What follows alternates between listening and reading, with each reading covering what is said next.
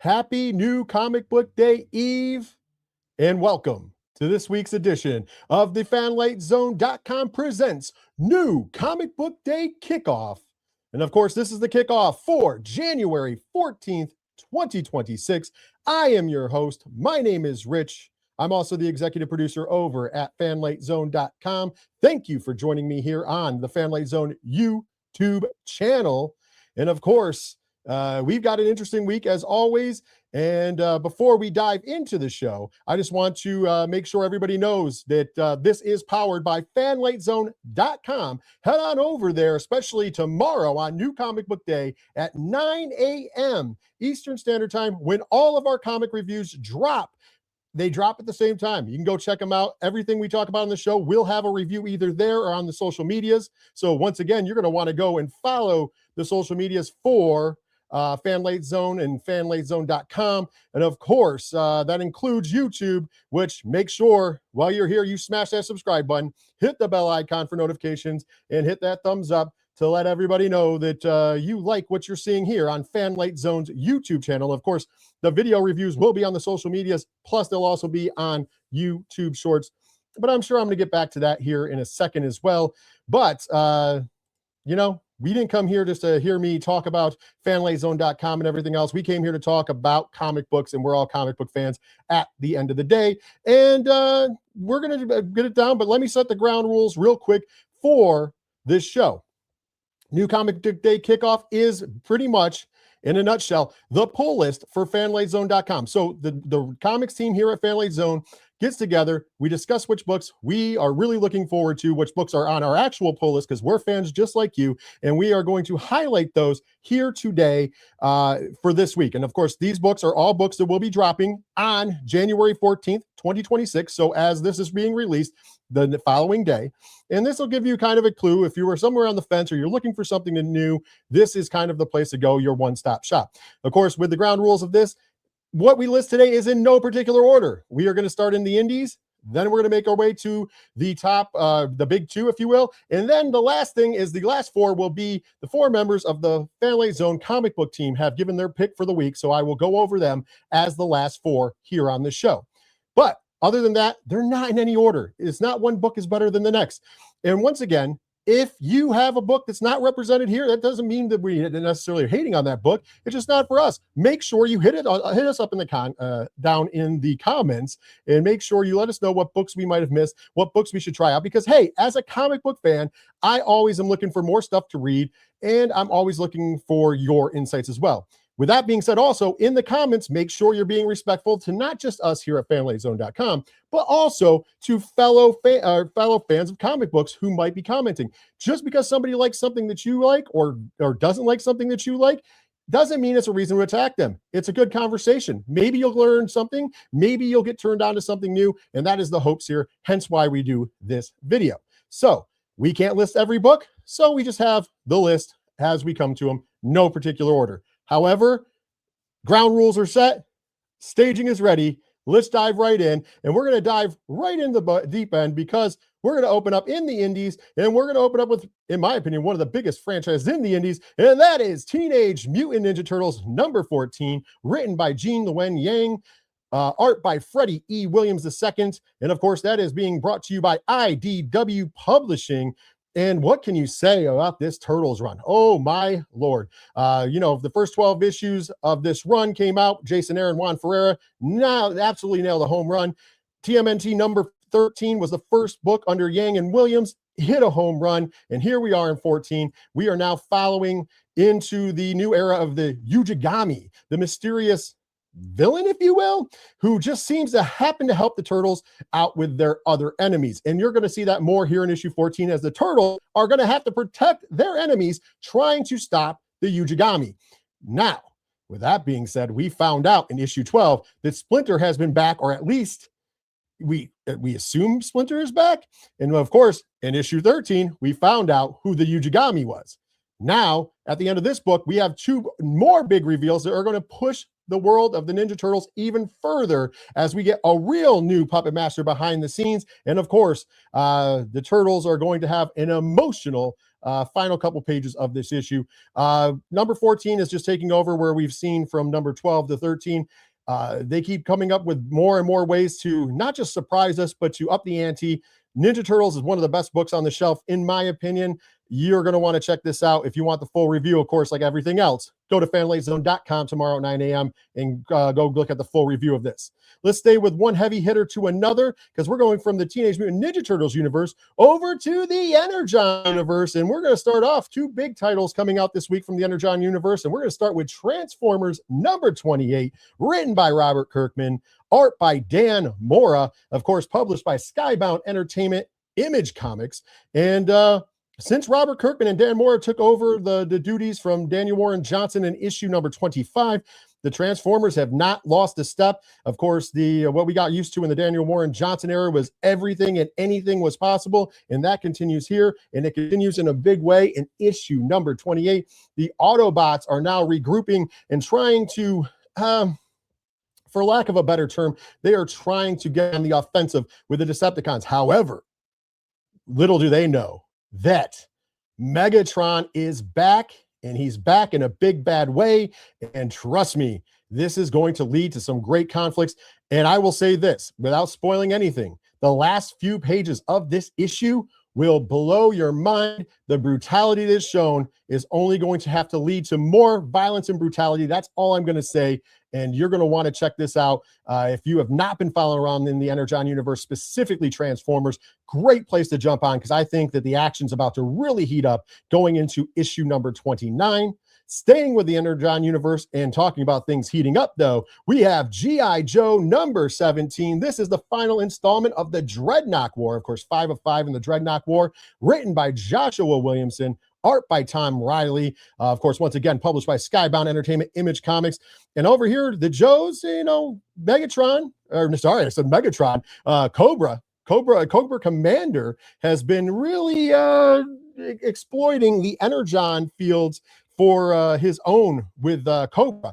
And now he had gotten sent out by Destro, who is trying to make a play for Cobra and sending out the Cobra Commander to go on a mission where he was set up by Ripper and the Dreadnoks. And this led to an unlikely tag team with Cobra Commander tagging with Duke.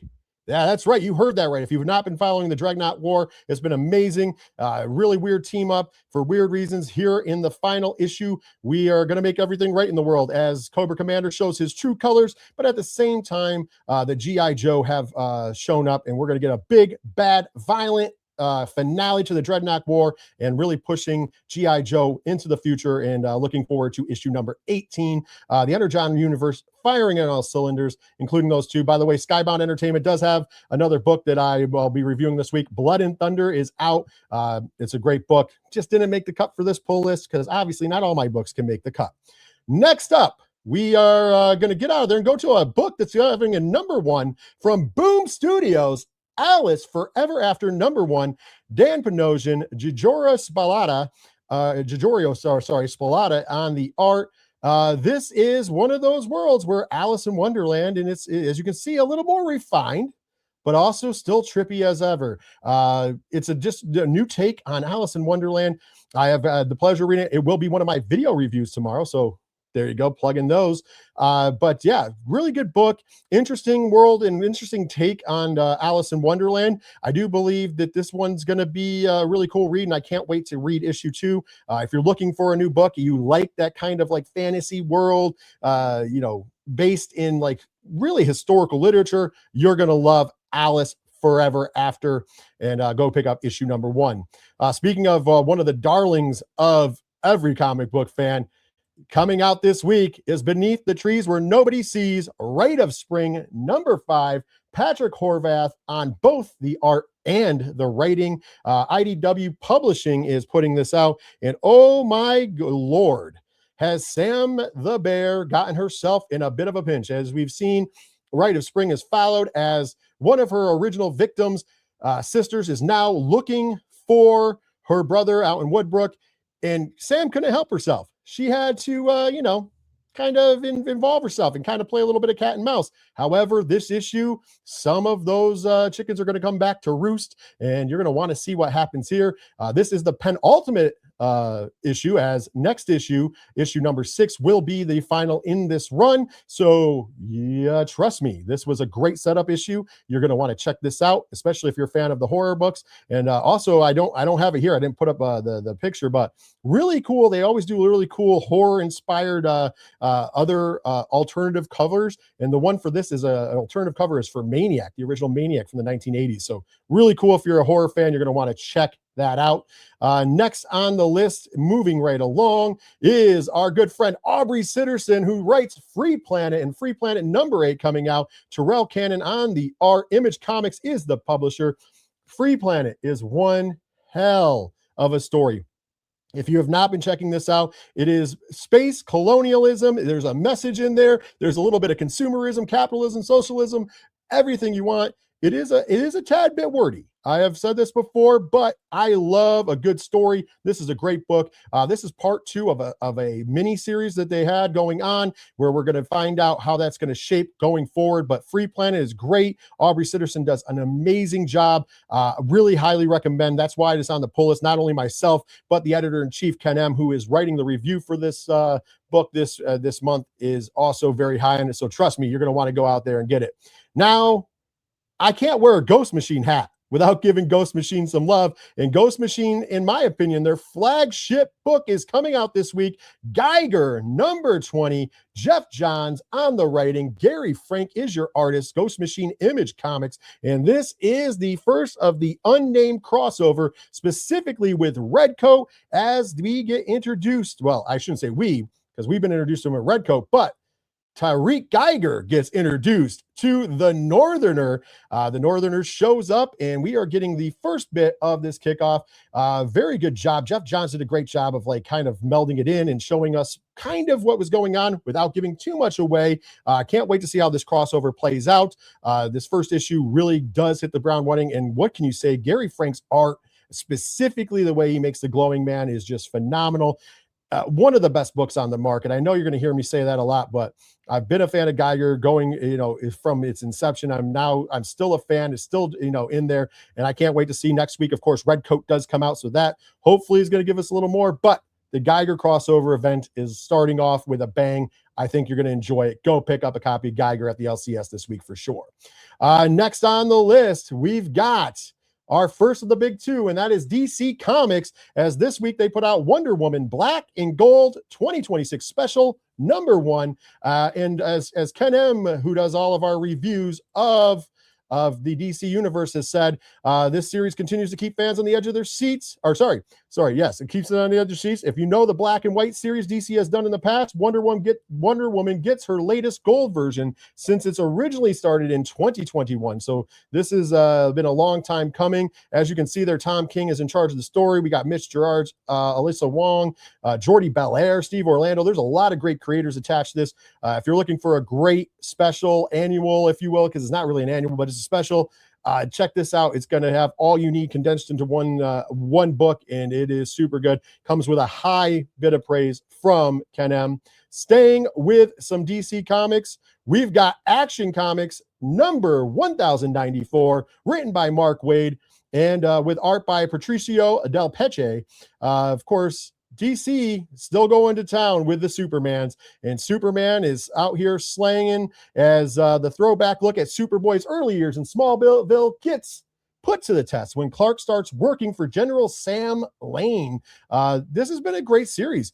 I'm usually not a fan of the Choir Boys, as you guys have come to know here from FanlightZone.com, and also in the short period of time doing this show. However, Action Comics is hitting home runs. Mark Waid's doing a beautiful job on everything going on in that realm. So definitely check this out, especially if you are looking for something in the DC Comics or you're a big fan of Superman. Great book ahead.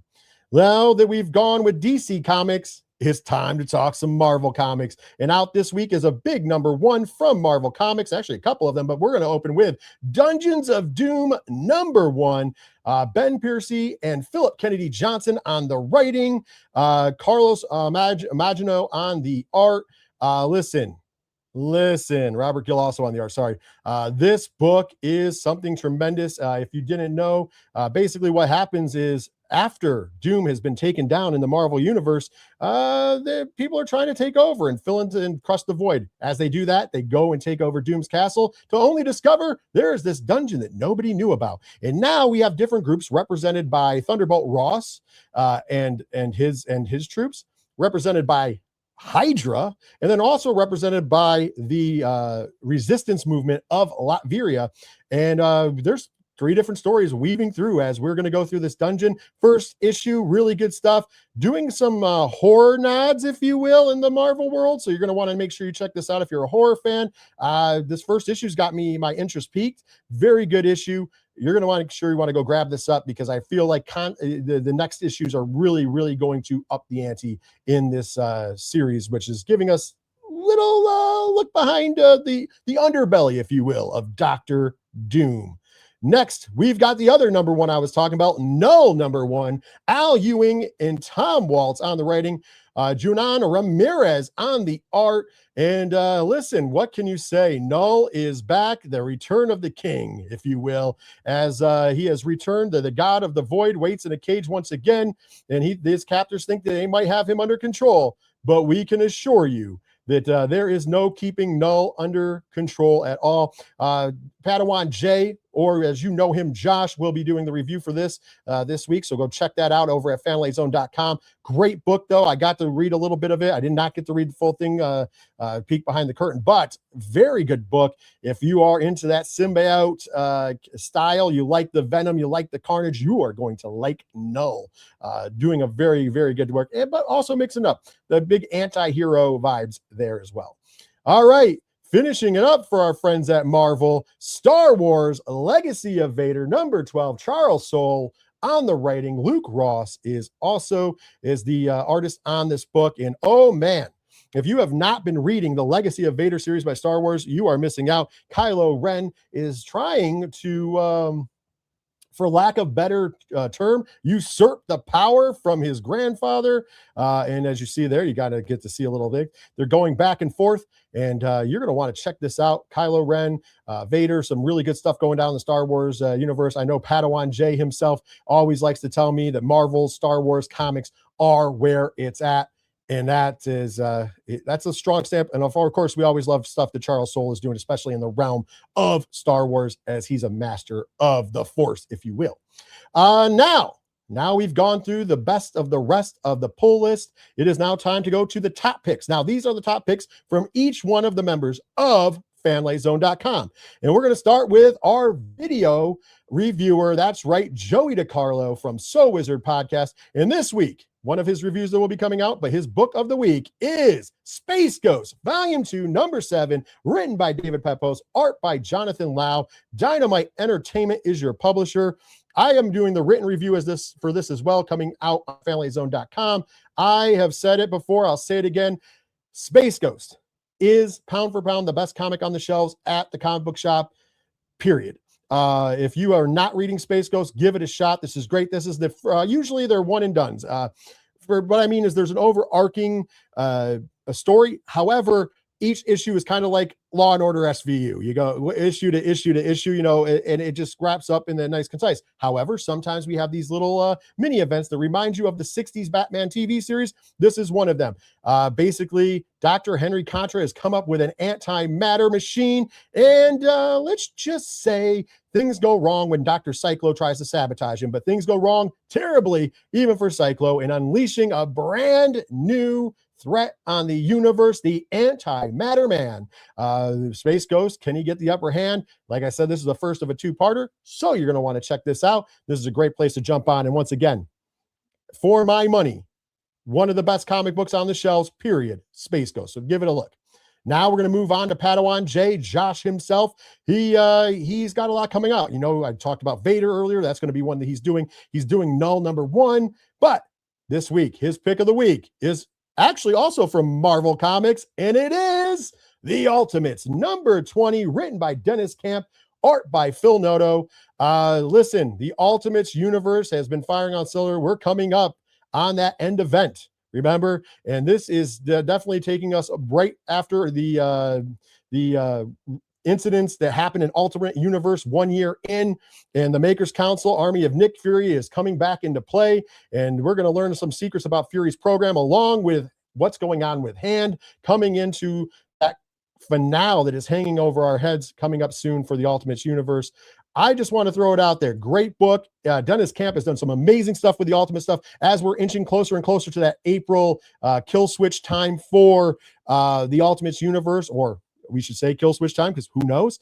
I would say this is one of those things that you want to pick up and jump into now. Once again, comes with very high praise from Padawan J, so you're going to definitely want to check that out.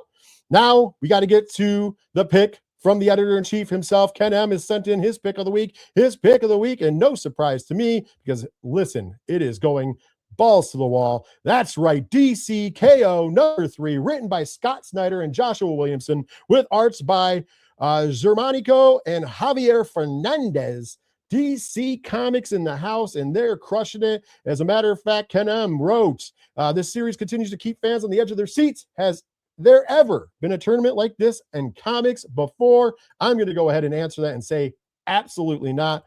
The KO series is doing some great things. There's some spoilers that I can't give away, but I will just say this: expect the unexpected. We're coming down. Coming in, we'll have 8. After this week, we'll have 4. So you're going to want to make sure you're checking it out and seeing where we're going as we're running towards the finish line of KO. And who will get those Omega powers to take on Darkseid and hopefully save the universe. But you're going to find out when we find out. But DC KO number 3 is Ken M's pick of the week, and that leads me to my pick of the week. Since I'm doing this show, I get to go last. And this week I did something unconventional. I got a lot of things coming up, but as some of you already know who read my writing and have seen my shows, I love horror and I love horror comics.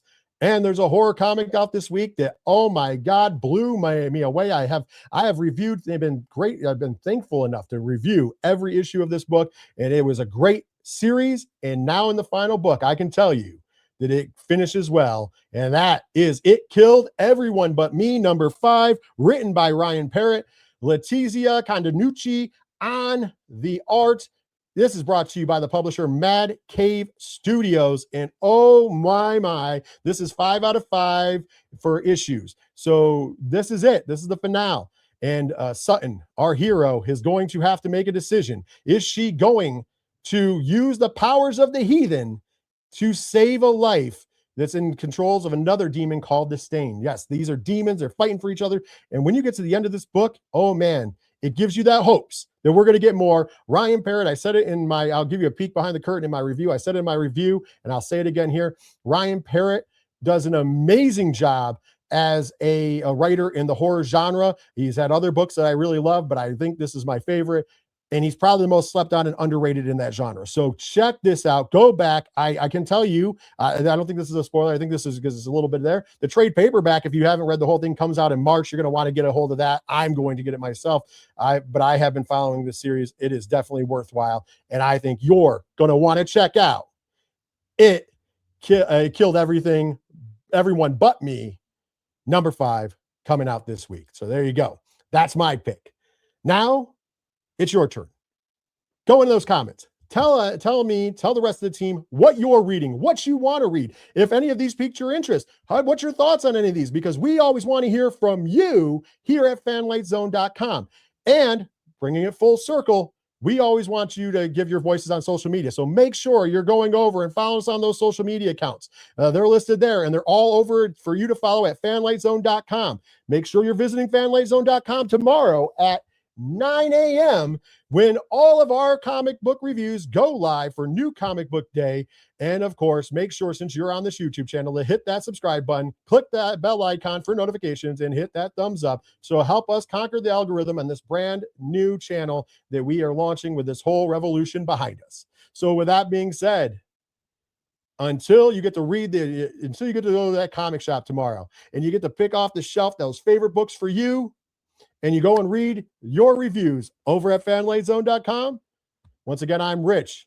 Thank you so much for choosing to take some time with me, and we'll see you at the shops.